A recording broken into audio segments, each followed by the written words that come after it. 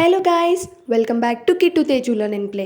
So ఈ వీడియోలో ICSE class 10కి సంబంధించిన సాహిత్య సాగర్ షార్ట్ స్టోరీస్లో థర్డ్ లెసన్ మహాయజ్ఞ కా పురస్కార్ని నేను హిందీలో చదివి తెలుగులో దాన్ని ఎక్స్ప్లెయిన్ చేయబోతున్నాను paragraph wise. So let's start. एक धनी सेठ थे, अत्यंत विनम्र और उदार, धर्मपरायण इतने कि कोई साधु संत उनके द्वार से निराश ना लौटता. भरपेट भोजन पाता. भंडार का द्वार सबके लिए खुला था, जो हाथ पसारे वही पाए.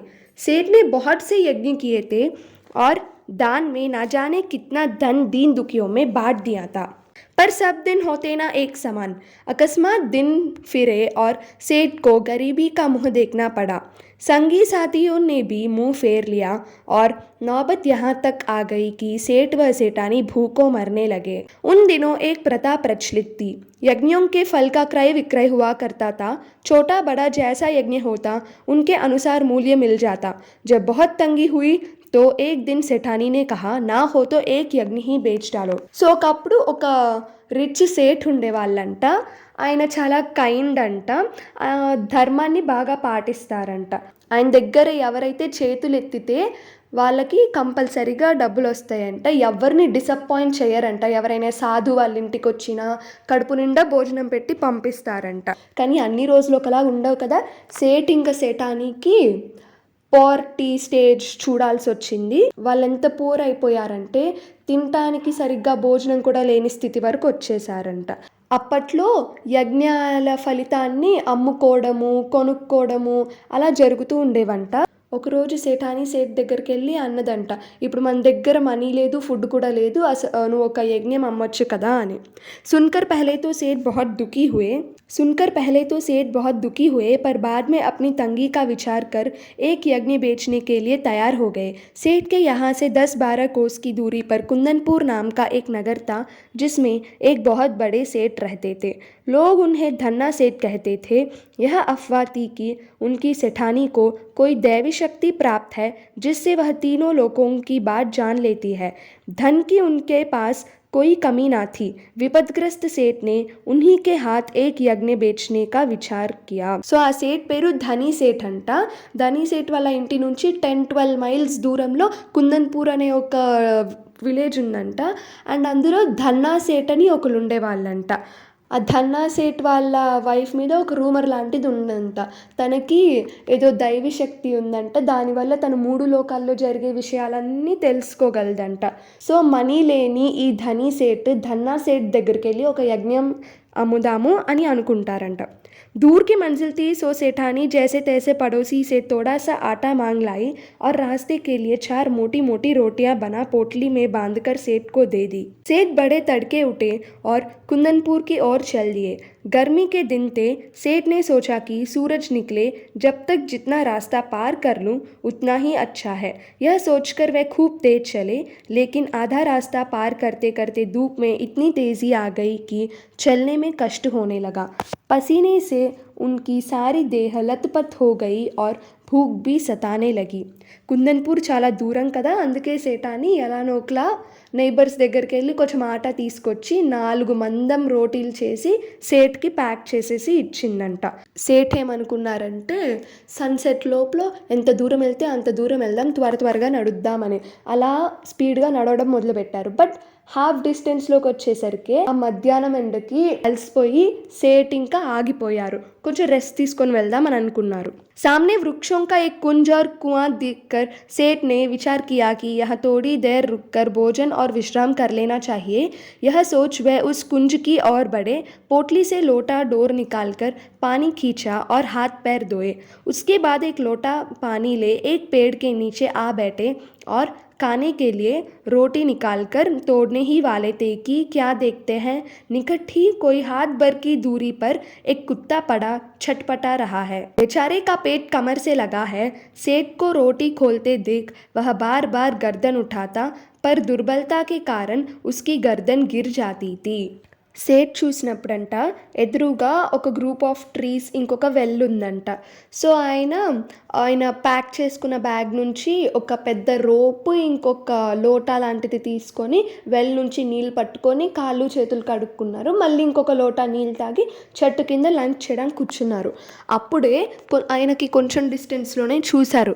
ఒక కుక్క అసలు తల కూడా ఎత్తలేని స్థితిలో ఉంది. గ్రౌండ్‌కి అతుక్కొని ఉంది నీరసంతో. అలా ఉంది.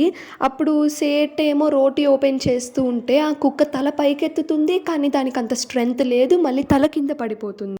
यह देख सेठ का हृदय दया से भर आया। बेचारे को कई दिन से खाना नहीं मिला दिखता है, तभी तो यह हालत हो गई है।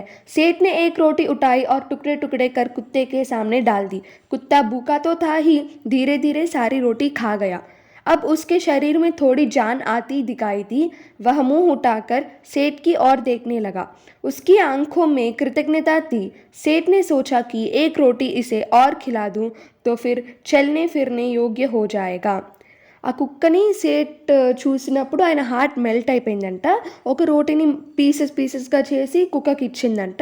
అది చాలా సాటిస్ఫాక్షన్‌తో తిని కళ్ళతో కృతజ్ఞతని చూయిస్తుందంట సేట్‌కి. సేట్ ఏమనుకున్నాడంటే ఇంకొకటి ఇచ్చాననుకో కాస్త నడిచే స్థితి కన్నా వచ్చిద్దిలే అని.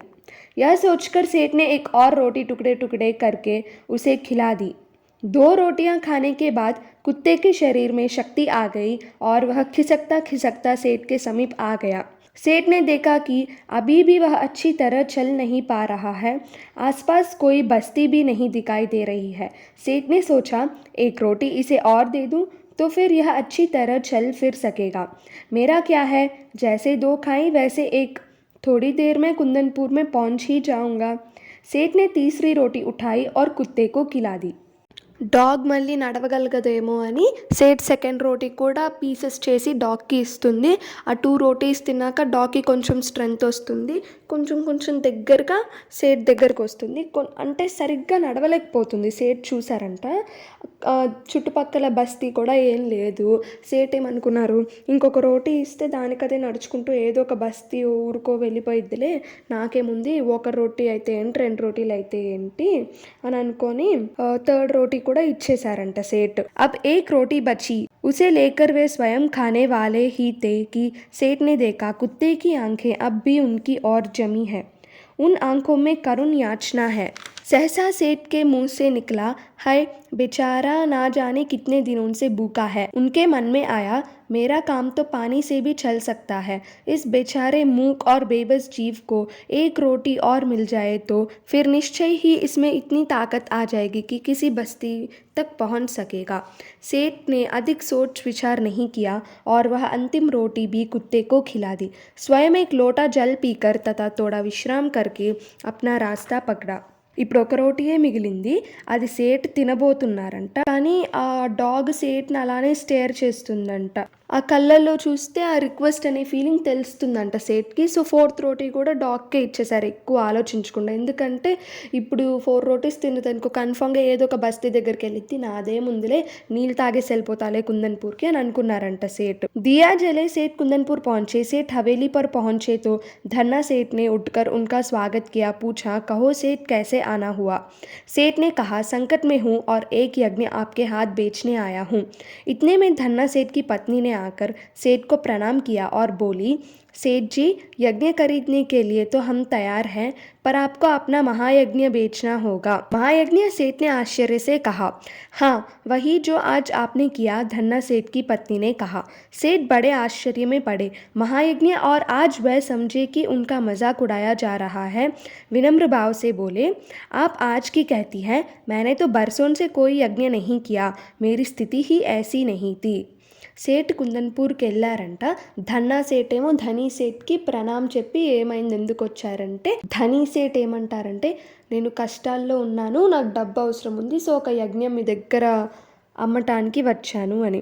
అప్పుడు ధన్నా సేట్ వాళ్ళ వైఫ్ వచ్చి, ప్రాణామం చెప్పి ఏమంటుందంటే, సేట్‌జీ మేము యజ్ఞ కొనుక్కోవడానికి రెడీగానే ఉన్నాం.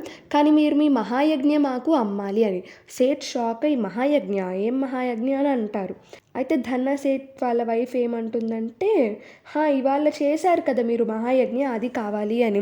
సేట్ అయితే అసలు ఫుల్ షాక్ అయ్యారు. ఆయన ఏమన్నారంటే, మహాయజ్ఞనా అసలు ఇవాళ నేనైతే కొన్ని ఇయర్స్ నుంచి అసలు యజ్ఞాలు చేయలేదు, నా పరిస్థితే అలా ఉంది, డబ్బు లేదు అని.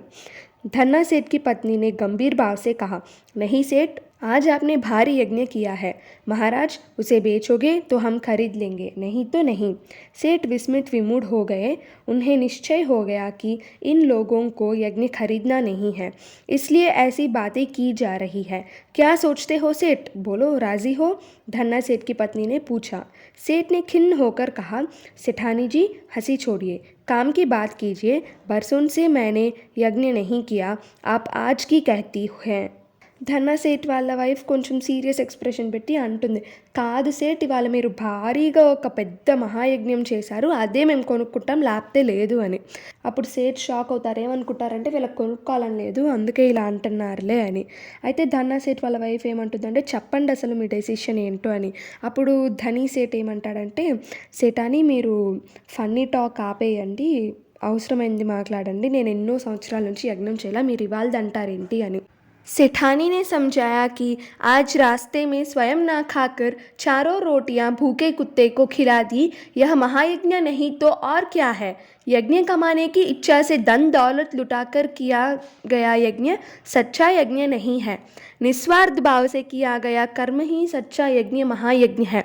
क्या आप इसे बेचने के लिए तैयार हैं? सेठ मानो आसमान से गिरे। भूखे को अन्न देना सभी का कर्तव्य है, उसमें यज्ञ जैसी क्या बात। क्या विचार है सेठ जी, यह यज्ञ बेचना है कि नहीं? सेठानी ने पूछा। सेठ ने कोई उत्तर नहीं दिया, चुपचाप पोटली उठाई और हवेली से बाहर चले आए। उन्हें मानवोचित कर्तव्य का मूल्य लेना उचित ना लगा।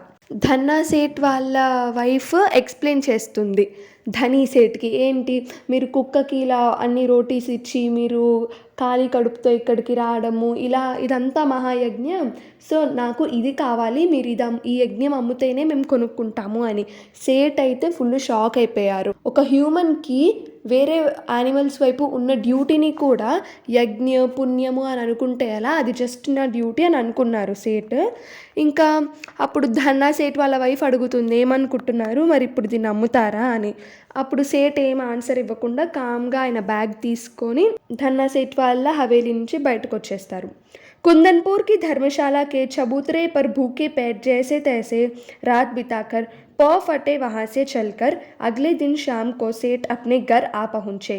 सेठानी बड़ी बड़ी आशाएं लगाए बैठी थी। सेठ को खाली हाथ वापस आया देख आशंका से कांप उठी, बोली, क्यों धन्ना सेठ नहीं मिले?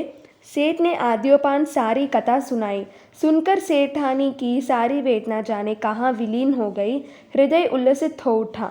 विपत्ति में भी सेठ ने धर्म नहीं छोड़ा। धन्य है मेरे पति। सेठ के चरणों की रज मस्तक पर लगाते हुए बोली, धीरज रखे, भगवान सब भला करेंगे। కుందన్పూర్ ధర్మశాలలో ఆ రోజు నైట్ అంతా స్పెండ్ చేసి నెక్స్ట్ డే ఎర్లీ మార్నింగ్ సేట్ వాళ్ళ ఇంటికి బయలుదేరారంట. సేటాని ఏమో బాగా ఎక్స్పెక్టేషన్స్ పెట్టుకుందంట. ఇంకా ధనీ సేట్ ఇంటికి వెళ్ళాక ఆయన ఖాళీ చేతులు చూసి సేటాని షాక్ అయ్యి, అసలు ఏమైంది, ధన్నా సేట్ కనిపించలేదా అని అడిగిందంట. ధనీ సేట్ ఏమో సేటానికి మొత్తం జరిగిన కథ అంతా చెప్తాడు, ఆ డాగ్ గురించి అదంతా. సేటానికి ఉన్న కంగారు అదంతా ఎక్కడికి వెళ్ళిపోయిందో ఏంటో. తను చాలా హ్యాపీగా ఫీల్ అయ్యి సేట్ కాళ్ళు పట్టుకొని ఏమన్నదంటే, కాస్త పేషెంట్గా ఉండండి, దేవుడి చేతిలోనే అంతా ఉంది అని.